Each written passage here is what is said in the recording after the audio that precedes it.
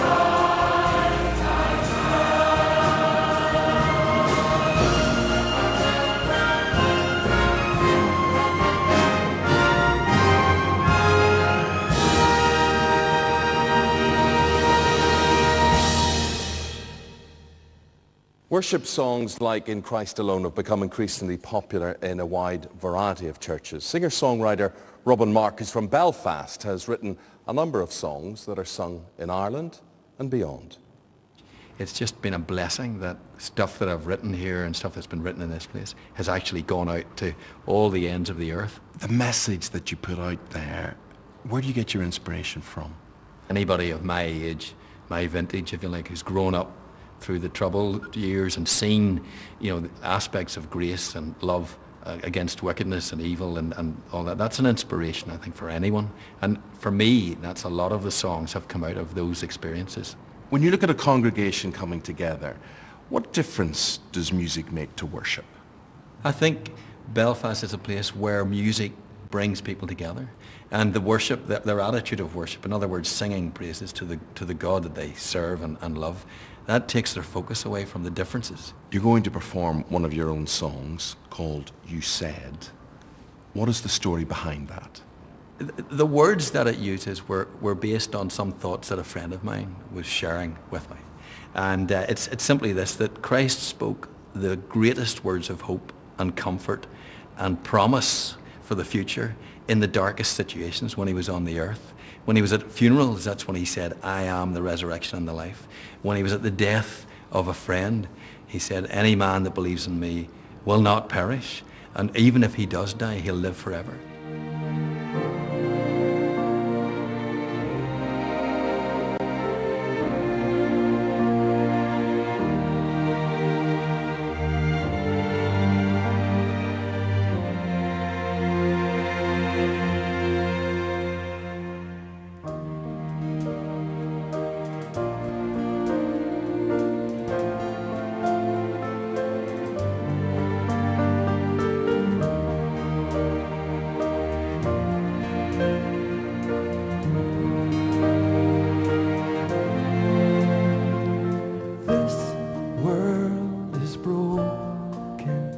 A ship with no anchor, sailing through space, always uncharted waters, yet we seem to know where we want to go, but we don't know why we're here. Millions get lost in their own little journey. Some only stay for a few passing moments, and the only thing that we know for sure is someday our journey ends. But you said you are the resurrection and the life, and whoever believes in you will never die. You are the way,